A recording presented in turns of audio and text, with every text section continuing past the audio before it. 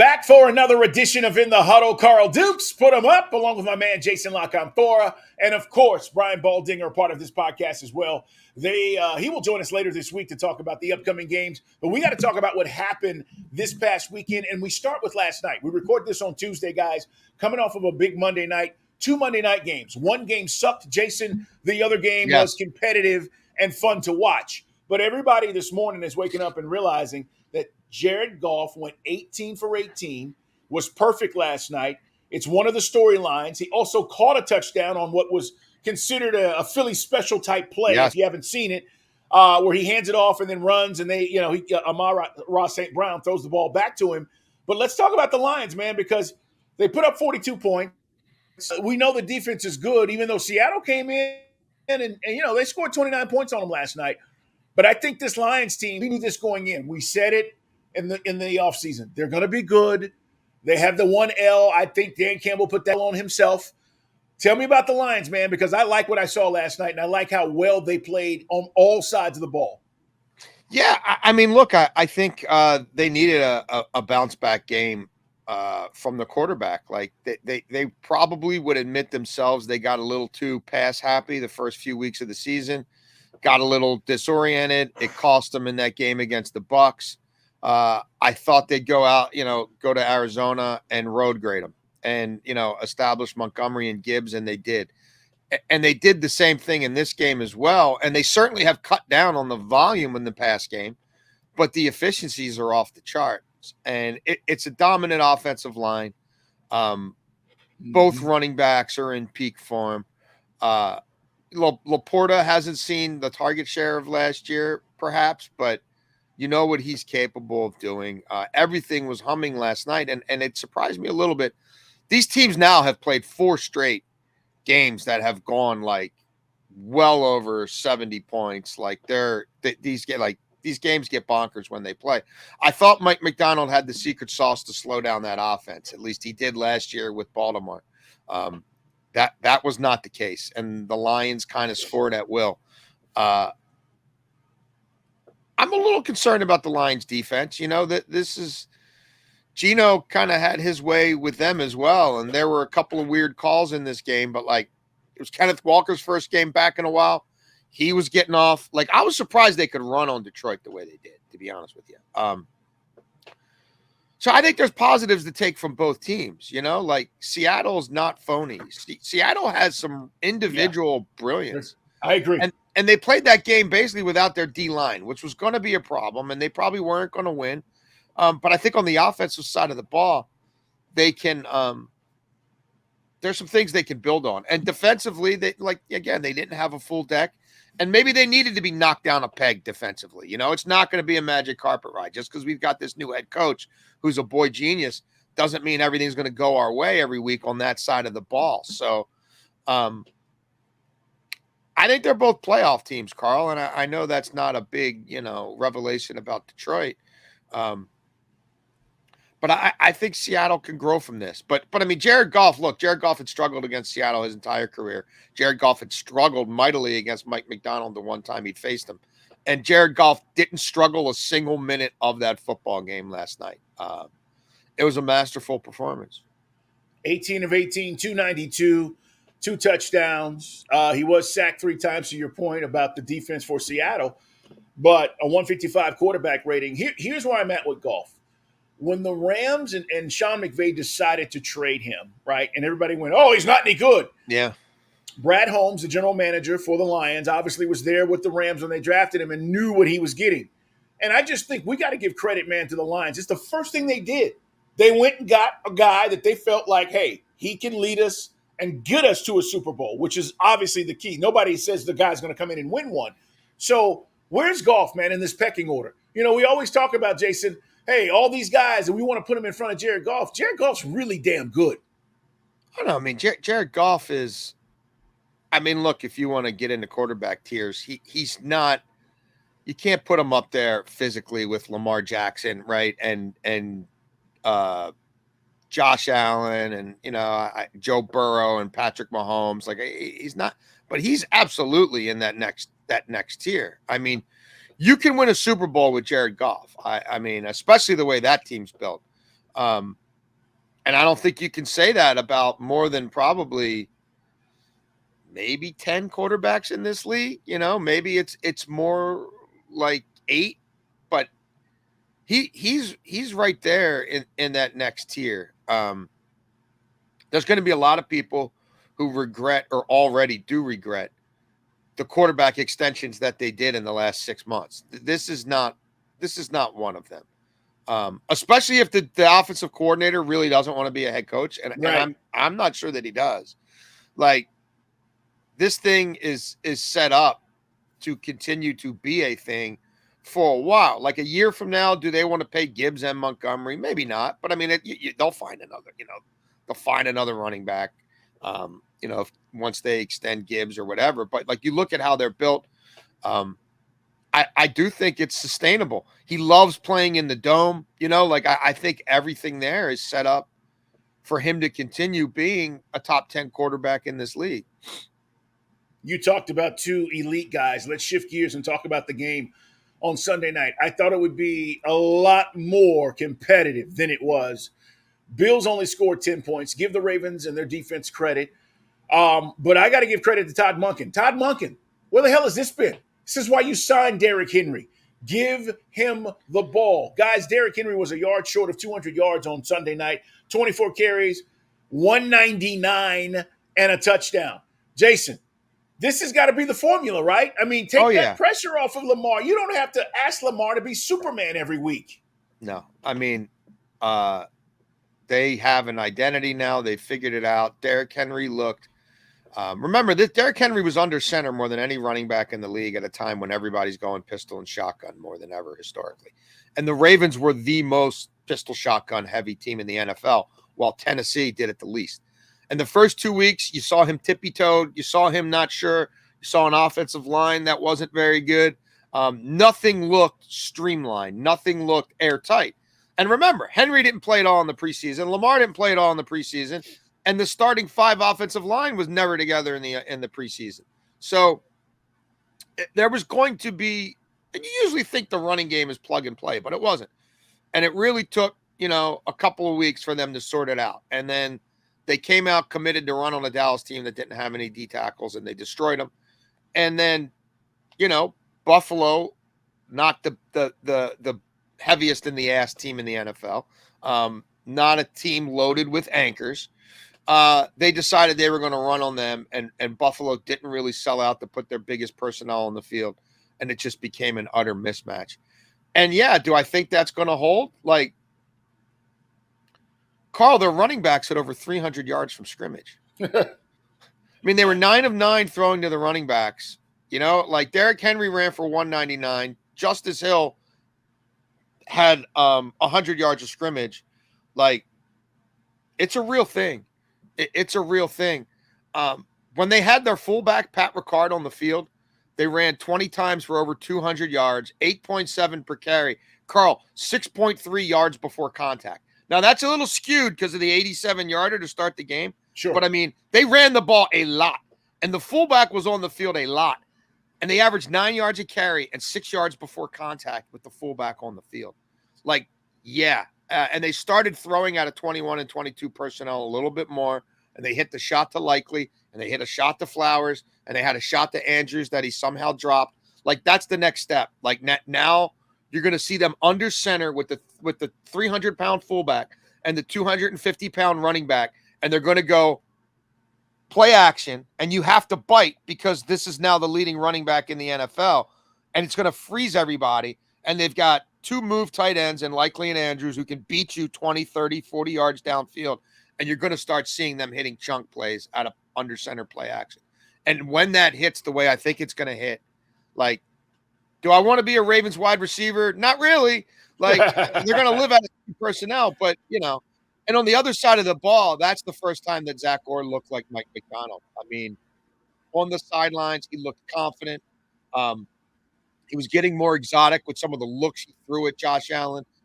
When he did blitz D-backs, they had more sack yards than passing yards allowed, like minus 30 sack yards when he blitzed the defensive back to 17 net passing yards. He was showing 6, dropping 3, rushing 3. Like, it looked like Mike McDonald's defense for the It did. first time.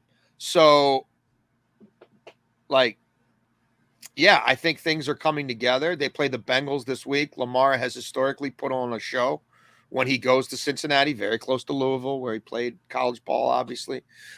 They've traditionally been able to run on the Bengals, and I don't know if Sheldon Rankins and Hill and these guys are going to be back this week. I'm not sure that they will be. And I think the approach will be the same for the Ravens. Lamar will get his 50 plus on the ground. Derrick Henry will get his 150 plus on the ground. And Justice Hill, he might get his 50 plus on the ground and another 50 something in the screen game.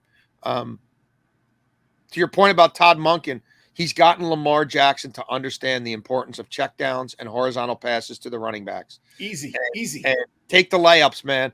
And now that it started with Justice Hill, now you saw Derrick Henry catch 3 balls in this game as well. Like, it's only a matter of time before they get a pony package going, Carl. And he's in the gun flanked by Hill and Derrick Henry. Like, they've got more stuff they can tap into. Ravens look good, guys. And everybody this week, obviously, after 4, are talking about who the best teams are. They're certainly one of them. But I think we have to talk about and give kudos to the Minnesota Vikings. Oh, yeah. They're real. If you have not watched them and you're just saying, all right, how are they 4-0? It's beyond Sam Darnold, right? It is this defense with Brian Flores and what they're doing, but it is also Darnold making plays. This was a great game. It turned out to be a really entertaining game. Vikings over the Packers, 31-29. Jordan Love comes back, looks like Jordan Love. 4 touchdowns in the game. But how good are the Vikings? Should we be completely buying in and saying, all right, look, this is a playoff team. This is a team that's going to be there. Yeah, I absolutely think they're legit. I talked to a couple general managers Sunday night. They both said, look, if you're second guessing them, or you're fading them, or you're not believing, that's not based on the film. Like, that's not based on what they're doing. That's based on your preconceived notions. It is a quality football team. And yeah, that got to be a really interesting game, but it was also kind of over in the third quarter. Like, it was such a, like, Green Bay doesn't get beat. Yeah, he threw 3 picks, right? And that was part of it. I mean, he gave turned Love over. They built up a huge lead. They established Aaron Jones. They had big shots to multiple receivers downfield when they needed it. And then, Green Bay made a scramble and made a game of it. But, like, when they did that, Sam Darnold, boom, put a stake through their heart. I think that what Brian Flores is doing defensively now, like, if he wants to go back to blitzing 60% of the time, he can do that, and he can slay you that way. And Aaron Rodgers, buckle up, Buttercup, because I think that's coming for you in London, brother. After what Denver did to you, like, yeah, your days of only being blitzed 18% of the time are over. He's going to come for you. And if he wants to play more coverage, he can beat you that way. The offensive line is sturdy. Aaron Jones has been a scrimmage monster since late last season when he got healthy again in Green Bay. There's a lot to like about them. Like, Kevin O'Connell is a quarterback whisperer, and he's got a really willing and able pupil in Sam Darnold. Like, yeah, Carl, I believe, and I believe they're going to put a hurting on the Jets in London and come back to the States still undefeated. They'll hit some adversity. It's not the deepest roster in the world. Injuries obviously have a way of swinging this thing in a different direction, but it's one of the best coaching staffs in the NFL for me. I mean, you look at what Flores has done the last 2 years with different personnel and changing his spots and doing it different ways. And then you look at, like, last year, and they're competitive in games with Josh Dobbs. You know what I mean? And then that runs out. So let's try it with Mullins for a couple of weeks. And then that doesn't work. Let's go to the next guy. I'm not afraid to keep gaming it up and scheming it up, right? And trying to find a way, like the Belichick way, right? Of whatever it takes to win, however we have to shape shift and change our spots this week to win that game. Like, that's in that coaching staff. Like they're that legitimate. And there's obviously a buy-in from the players. So yeah, I'm bullish on the Vikings. Absolutely. I never thought I'd say this, but Sam Darnold is not only in the MVP hunt 4 weeks into the season, he may be the best quarterback in the league. Guys, 11 touchdowns, 3 interceptions. And this gets back to understanding what you want me to do. And Jason just laid it out. Like, the scheme matters, coaching matters. How are we doing all of this? And how is a guy that everybody gave up on playing at such a high level? So you mix all of that stuff in, and then Darnold naturally is gifted. He has always been a gifted guy physically to play the position, but he just hadn't been able to put it together. Right now, tell me who's playing better. I don't think there's anybody in the league right now playing better. Allen was there before he went to the Ravens this week. Lamar obviously is always in the conversation. But if you were to say right now, who's playing better, there's nobody playing better than Sam Darnold at that position. Maybe Jaden Daniels. We'll get to. Like, yes, you're exactly right. It's the only other guy. Not many on that list. No, there's absolutely not many on that list. Like, they're going to be a tough out. They're not going to beat themselves. They're not going to get out coached. You know, the quarterback has learned from his mistakes in the past. I don't think this is going to Sam Darnold's head. Like, I don't think Sam Darnold, to your point, is all of a sudden going to think he's Josh Allen and try to single-handedly take over games. Right. He still understands, even though these numbers look really good, I'm the point guard. I'm not the 3-point shooter. You know what I mean? I'm the facilitator. I'm not here, to try to drop bombs from 40 feet. I'm not shooting from midcourt. So, yeah, I think they got him at a point in his development and his career arc where he's going to be the perfect sort of facilitator for Kevin O'Connell to move that football around to all different people in all different quadrants of the field. Yeah. I mean, I just start thinking to the future, like, it's obviously early, but like, if this keeps up, I mean, do they trade Sam Darnold? Like, in the offs? Like, what do they want to keep him around? You know what I mean? Like, What does this mean for JJ McCarthy? Like, they'll have some macro stuff to get to contractually. Like, I don't even know. I haven't even looked at Darnold's contract, but I probably should right now. It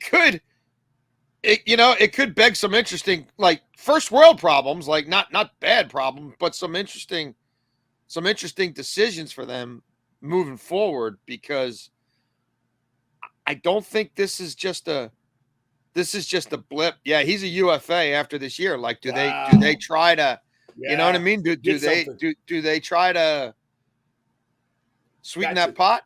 I don't know. No, listen, he's playing well. The Vikings are certainly a story here. The first quarter of the season. You could always franchise him. Well, true. And with McCarthy and the rookie deal, it doesn't hurt you. I totally agree. I mean, if you feel like you're in that window to really do something. And by the way, last thing for me, you talked about, Flores. Danielle Hunter leaves, and everybody thought they wouldn't get pass rush. And they're just as effective. And I just, that's something. You lose a 15, 17, 20 sack guy, and you're like, oh, they haven't lost a step. It's Carl Dukes. It is Jason Canfora. Of course, Brian Baldinger, part of this podcast. Like us, follow us, and check us out on YouTube in the Huddle Pod, guys, as we put out new episodes each and every week. We talk nothing but ball. It's all about the NFL. You mentioned it, so we got to talk about it. Because as I said, who's playing better? A rookie? Look, are you willing and able to say right now that not only did the Commanders get it right, but maybe there's a little buyer's remorse with what's going on with Caleb Williams and the Bears? Because just on a quarterback level, Jaden looks so much better. I know there's a lot of issues with the Bears. Offensive line, they hadn't ran the ball well. They did this week. But I'm watching these two guys, and literally last week I went back and I just wanted to see how each guy played. Jaden looks so comfortable, Jason. He looks so comfortable. I mean, he looks like he should have been playing in the league last year and maybe 2 years before that. Like, he looks so prepped and primed and ready for this. Like, there's nothing about the way he plays the game that makes you think he's a rookie. Like, there's nothing. It's special. Like, we shouldn't take this for granted. Like, We weren't sure if anybody was going to come out and do what CJ Stroud did last year. Like, this kid's doing it, and because of his legs, it's probably even more proficient. The ball doesn't touch the ground. Like the ball doesn't touch the ground, and like, look, we can't do revisionist history here. Everybody was saying Chicago had everything set up for the quarterback. And I got no problem with what Caleb Williams is doing. But outside of Scary Terry, who the hell was talking about anything Washington had? They were talking about DeAndre Swift. They weren't talking about Brian Robinson. Like, they were talking about, oh, my goodness. Now, I know Keenan Allen missed some time, but it's like they drafted a receiver, and they've got Keenan Allen, and, like, they've got, DJ Moore. Like, I don't know that Washington's offensive line is great, but I do know that Jaden Daniels can certainly diagnose the blitz and be much more ready to adjust to pressure than Caleb Williams looked. Yes. And I do think Chicago's offensive line is dog crap. But that don't tell me that Washington all of a sudden is elite overnight. It's the quarterback, man. And I'm not a Cliff Kingsbury guy. I've taken plenty of shots at Cliff Kingsbury over the years, and they've been warranted. But this looks like hand in glove right now. And if you don't think that was personal, Baldy's guy going back to the desert, emasculating the Cardinals and continuing to score points for all 4 quarters on a day where Kyler Murray looked like he didn't really want to play football. Like, I don't know if he was pining for Cliff after their fallout, and they obviously went from buddies to, get this guy out of town. But Kyler Murray was, I mean, to me, like, that's the part of the story nobody's telling here. Like, where is Kyler Murray? What is Kyler Murray? People were ready to anoint him after one game, right, against a broken and completely beat-up Rams team in week 2. Bro, you're not winning with Kyler Murray. Like, doubling down on that contract, I'm sorry. Like, I don't buy their offense. I don't buy their quarterback. Like, they probably just need to run the ball, 10 times, 12 times a game with Kyler and 20 sometimes with Connor. And just try to keep your defense off the field and be smart about it. But the dichotomy of watching Jaden Daniels with Kyler's old play caller go out there and just systematically destroy them from the first drive until they wanted to hang the 40 burger on them at the end. Yep. Woo wee! It was night and day. I mean, bet your Commanders overs early in the week, because the numbers are just going to keep coming up. And look, week 6 they play Baltimore, and that's going to be, you're going to have Lamar and Jaden Daniels on the field, and I think Jaden will hold his own. And like, if Jaden holds his own against that team in that spot, big brother from 40 miles down the road that always beats the snot out of the Commanders. Like, if Jaden Daniels makes that a football game and keeps them in it, then we might have to start looking a little differently about where the Commanders fit into the NFC pecking order. Because to your initial point, not many people are getting equal or better quarterback play than this. And that can take you a long way. Do I buy their defense? No. Do I think Jaden Daniels is going to complete 80+% of his passes every week as teams see him more and they adjust and he faces better competition? No. But I also don't think, Carl, that he's fallen, like he's going to completely crumble or he's going to all of a sudden be ineffective. Like, the ball placement, the ability to just feel things in the pocket, like, it's not supposed to look this smooth. The first 4 games of your NFL career. It's just not. Man. He's a dude. I love you're talking about, because it's something that people really may or may not realize. This was personal. This was not business. This was personal, and you said it. You get to the fourth quarter, and you're still – they outscored the Cardinals 15-0 in the fourth quarter. They're still trying to just put it on them. So this, to me, right now, is one of – there's 3 stories, right? One we talked about, Sam Darnold. Interesting. This one is right there. Like, what is this Jaden Daniels thing? And is he the next big thing versus, what we saw with Caleb Williams and all this stuff we talked about? Let me say this about Kyler Murray before we move on, Jason. I've never felt like, okay, and this goes back to high school. You went to high school in Texas. I'm from Texas originally. And I had people telling me, okay, because he's originally committed to Texas A&M when he was coming out of high school. And you say their offense is like, what is their offense? I have to say this. It's always been this way with Kyler. He's been so good at improvising that from even the high school years, if it wasn't there, Kyler will find a way. He gets to college, Oklahoma, Kyler will find a way. He gets to the pros. Think about it. Even with Kingsbury trying to call him plays that give him structure, which is what we're talking about. He just, I'll find a way. I'm improvising. I'm going to run around, throw the ball, and everybody goes, oh, look how great he is. I think this is just part of the problem as to why you should not have invested the money that you did into him, because he's never had that, Jason. He's never had structure where you go, hey, I'm staying in the pocket. I know exactly what my reads are and where I'm going. And this gets back to, unfortunately, that stuff that came out about him not really wanting to work and understand what was going on with the playbook, whether it was fair or not. That's why this offense looks so inept. It doesn't matter who the coordinator is, and he's got a new one. It still looks like Kyler Murray has looked for the last 10 years of playing football. Well, and like he's another one where like I don't think it's going to work out there, and I think, Gannon will say, hey, I tried for a couple of years, but I'm trying to rebuild this defense. And to your point, I need something a little more consistent. I need something I can bank on a little bit more there. You know what I mean? I'm looking for, a Sam Darnold, not a wannabe Lamar Jackson. So, but do I think Kyler Murray in the right hands, once he hits that point where he starts to look at his football mortality, like if he really wants this, could he be somebody's reclamation project? Sure. Like, could he do what Baker Mayfield's finally doing, but maybe even at a higher level? Could he do what Sam Darnold's doing? Like, to some degree, once he's in the right hands and he's at a point in time where, like, everything comes together. Like, I'm not going to give up on his NFL career, but I don't think it's happening for that owner. I don't think it's happening in that locker room.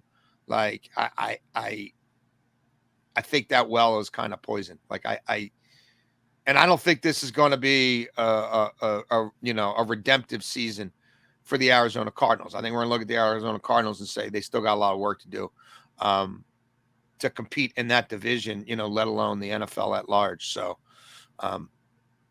color me very unimpressed on a day where I thought him facing Jaden Daniels and him facing Cliff Kingsbury would bring out the best in him. I agree. The Carolina offense against that's a bad Washington defense. It just is. And they were kind of embarrassing outside of Connor running the ball a little bit. I agree. And we'll see where it goes. Athletically, he's always been gifted, to your point.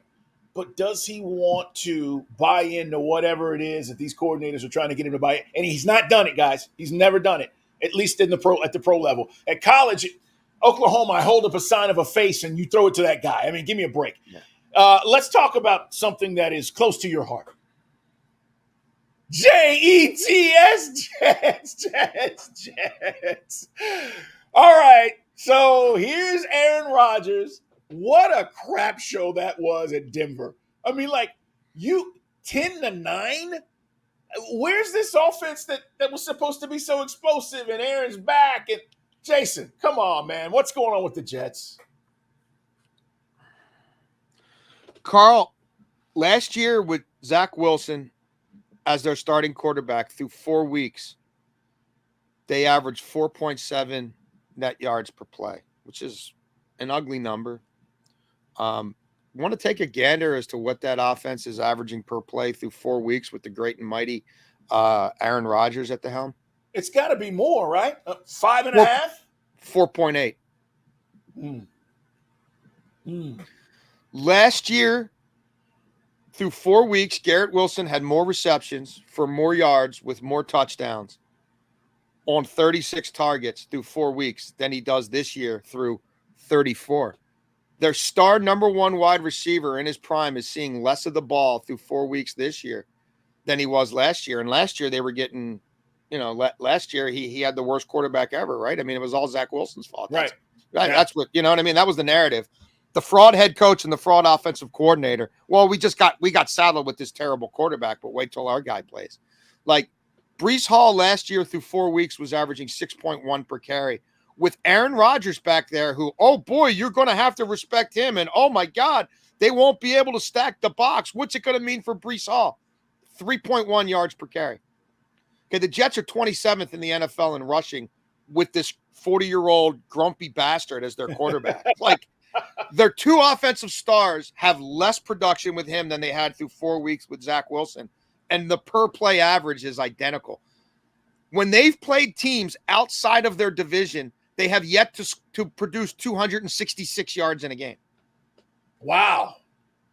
Right? They had the big game on a short week against the Patriots, who they know inside out, who they face twice a year.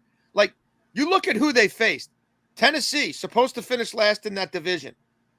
New England, supposed to finish last in that division.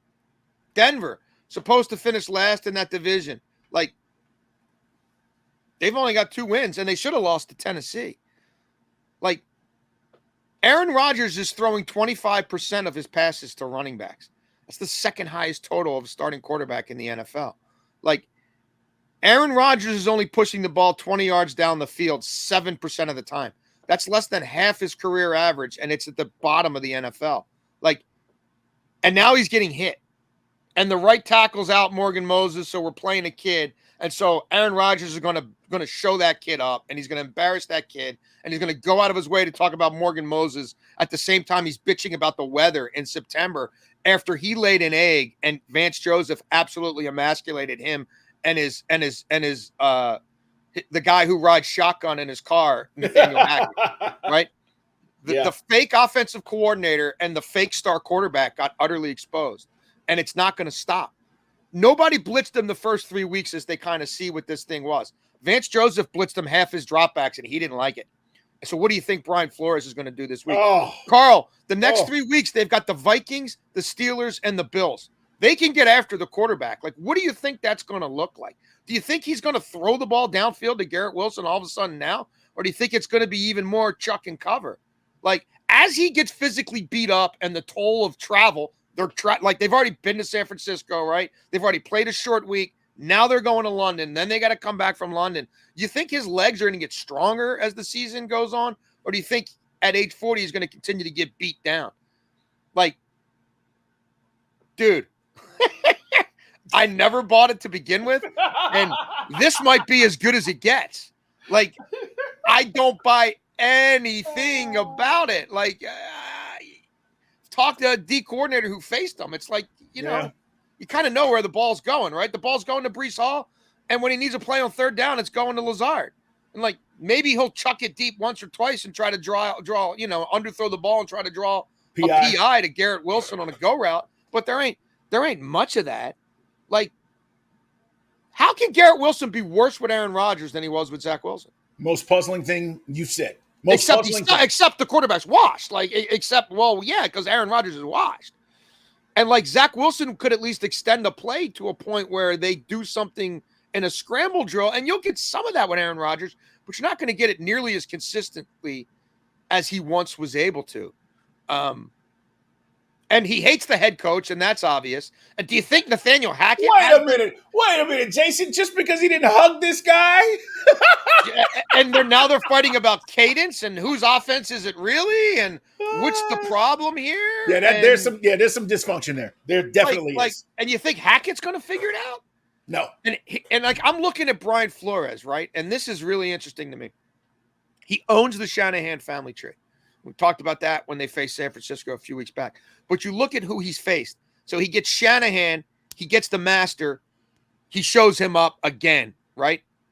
Then he gets Bobby Slowick, the prize pupil in Houston, completely shuts them down, right? Then he goes to Green Bay, and he gets LaFleur, and that's 28-0 lights out in the third quarter. And now he gets the runt of the runt of the litter.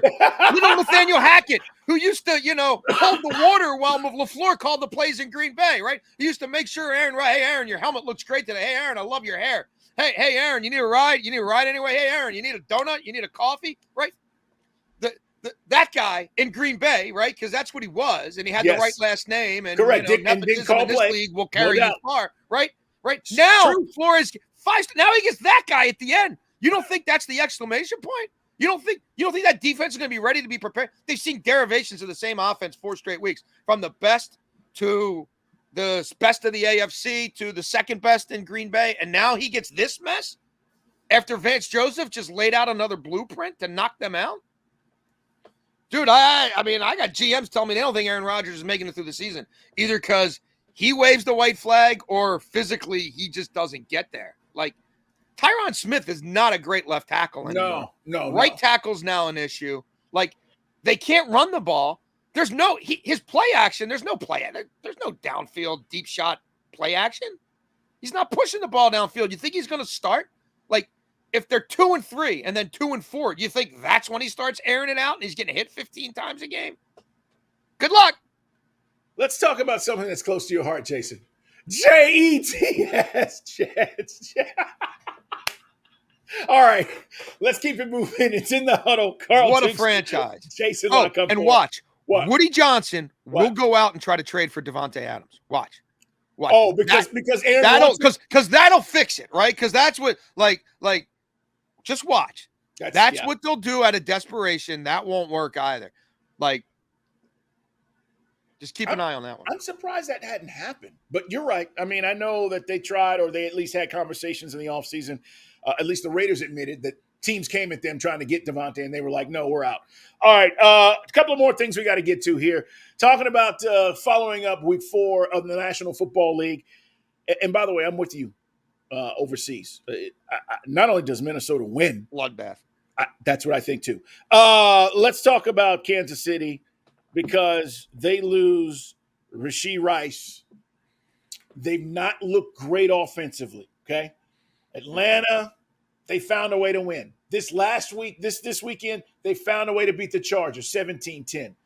Mahomes, 1 touchdown. What happened to Mahomes? And, 275, 3 touchdowns. Mahomes, 330, 4 touchdowns. Like, you're not seeing that. And he is struggling as well with, I feel like, Jason, just the simple stuff that he made look easy. So the offense is not clicking, and now you lose Rashee Rice. Kelsey did have 7 balls for 89 yards on Sunday, so at least they got him back in the fold, but I think that was out of necessity once Rice went down. They're 4-0. It's hard to bitch about 4-0, but it doesn't look right. It doesn't feel like Kansas City. No. Look, he's turning the ball over too much, and Patrick Mahomes' decision-making has not been elite. And so that coupled with now, the offensive line is being shuffled and the rookie left tackle is, from week to week under review. The fact that they got Hollywood Brown to try to replace Jerick McKinnon, who was a demon for them in the red zone, and Hollywood Brown's never going to play a snap for them. And now they've lost their best outside receiver for the year in Rice, and not even just their best outside receiver. He can beat you in the outside. He can beat you in the slot. They've lost him now too, and they don't have Pacheco. Yeah, it feels like the walls have closed in a little bit offensively. This is a bottom 10 team in the NFL in the red zone, scoring touchdowns since the start of last year. And that's a big sample size. And remember, like, Kelsey went off because Derwin James was suspended for a game. Like, if Derwin James plays that game, I'm not sure Kelsey goes off. Like, you know what I mean? You don't have Bosa. You don't have Derwin James. Justin Herbert is clearly hobbled on the other side, and you know that Harbaugh's just going to play that game to muck it up and try to keep it close. And you still could never pull away from the Chargers. Like, you could never make them uncomfortable that whole game. The good news is the Chiefs have a top 3 defense in this league, and, it's still Andy Reid and Patrick Mahomes, and they're going to win a lot of games that way. But that's a team that has tended to make moves in season, and I think absolutely will make a move in season. Like, doesn't Christian Kirk look like an Andy Reid wide receiver to you? Oh, like, that would be what huge. Are the Jags going to – if the Jags are 0-7, what are they doing with all these – like, isn't it time to, like, start moving some pieces? Like, I don't think Mark Davis would trade Devontae Adams to the Chiefs. Like, I just don't, from his daddy being Al Davis, like, I just don't think he wants to give the Hunt family, hey, here's a guy who's going to give you another Super Bowl ring, you know what I mean, while we try to go 500. But, I had a GM mention to me, like, dude, Christian Kirk, like, tell me that's not the quintessential Andy Reid receiver. And I'm like, yeah, there you go. That's the Hollywood Brown replacement, right? They'll still win a lot of games. It's going to look a lot like it did last year. Chiefs unders. I continue to ride Chiefs unders as soon as they come out. As soon as those numbers come out, I even play them a week before a lot. Like they're to me a stone under team. Kareem Hunt saw a bunch of the ball after not having played football in a long time. The kid Steele fumbled, but they'll continue to feed both running backs. But they have no downfield intent. Even when Xavier Worthy makes big plays, it's usually kind of on a busted play or with a lot of yak. It's just not a downfield offense right now, and I don't think it's going to become one overnight. And they're going to have to make a move for another pass catcher. Maybe they get more tight ends involved. Maybe they become a heavier personnel team. It wouldn't shock me if they do. And yeah, Mahomes hasn't played that well. Like he just hasn't. They get New Orleans Monday night. New Orleans is without their Pro Bowl center, Ryan McCoy.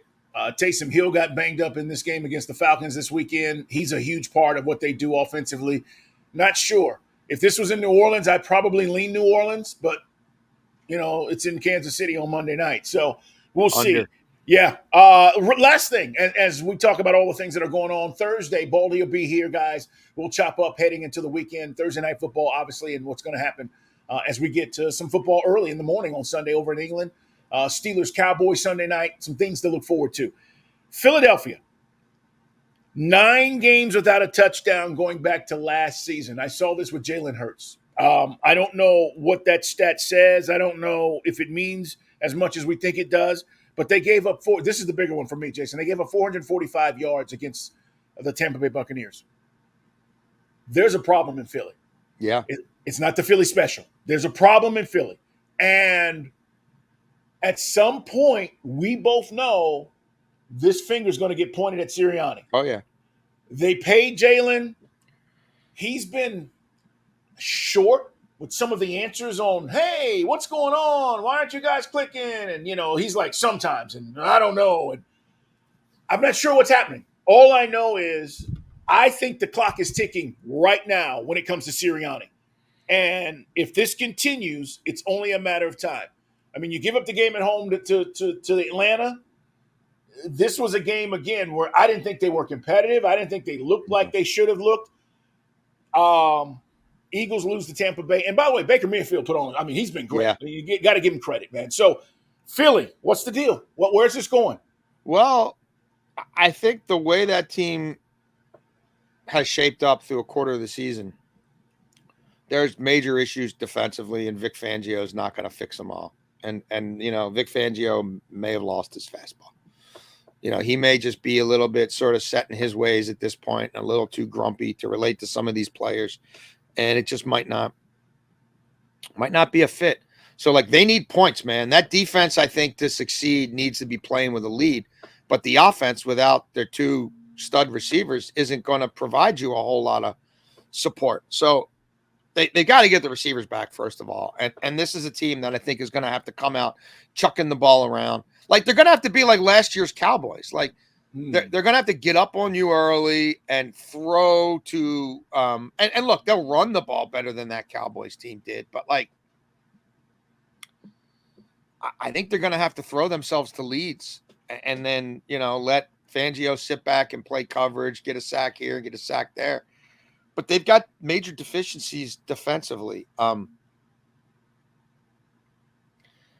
I think the thing that's going to be a subsidy, though, for them, Carl, is the division they played in. And, I don't think Dallas is going to run away and hide. I think Dallas is going to get punched in the mouth by Pittsburgh this week. I think everybody in that division is going to be week to week. Now, is this Washington thing somewhat sustainable? When Philly plays Washington, those games are going to be huge. Right. For me now. The Giants aren't very good. And nobody from that division, I think, is a true Super Bowl threat, but somebody's getting in the dance. If Sirianni can hold serve within the division in those games, then he's going to stave off the sickle and he's got a chance to get in the playoffs. Now, would I buy him in the playoffs? Probably not. Do I think he's going to be back there next year? A lot of things would have to really improve for that to happen. Carl, they left him dangling in the wind a little bit last year. They did. They definitely were having internal conversations about what do we do here. And instead they decided to tear the whole staff down around him and build it up around him. But it's not like he was making all those calls himself. So people aren't, you can say it's only 4 weeks. People talking about his job security aren't going off half cocked because his job security was an issue the second half last season. The passing game needs to get healthy, and it needs to be robust, and it needs to be firing on all cylinders. And then I think you can create game scripts to where they go on a little bit of a run. But boy, that's got to happen soon. Yeah, I was just looking up that number about the touchdowns because Jalen has 2 rushing touchdowns this season. But I think that has more to do with the overall passing game when you talk about where they've been. And I'll have to make sure that I look at that. I don't want to give anybody wrong information, but they've given up a lot of yards. They're not scoring as proficient as they once were. All the things that we thought the Eagles might be. And again, it's 2 losses, but it's 2 losses to 2 teams in the NFC South, which again, everybody talks about that division being but listen, maybe the Buccaneers are a lot better than people expected, and they're going to be right back in the playoffs. It's very possible they win this division again. But either way, I just feel like this is what's crazy. The Chiefs and the Eagles, to me, it just doesn't feel right. I feel more confident in the Chiefs because of Andy Reid. And the defense. Correct. And they're going to be fine than I do the Eagles and them getting things corrected. And that's what's weird. I mean, we're 4 weeks in, and in 5 weeks from now, it's week 10 or week 9. And what are we saying about these 2 teams? I still think we're talking about the Chiefs winning games and finding ways to win. And this team is struggling. So it's going to be crazy, man. Jason, follow Jason, by the way. And I think he has a piece coming out in the Washington Post about the Jets and much more. So make sure you check that out this week. As I said, we'll be back on Thursday to talk about all the upcoming stuff as we head towards the weekend, guys. Thank you for being here. As always, we appreciate you. Like us, find us, and subscribe. It's In the Huddle. We talk nothing but NFL and nothing but ball. Jason, have a great day, man. We'll talk soon. You too, brother. Thank you.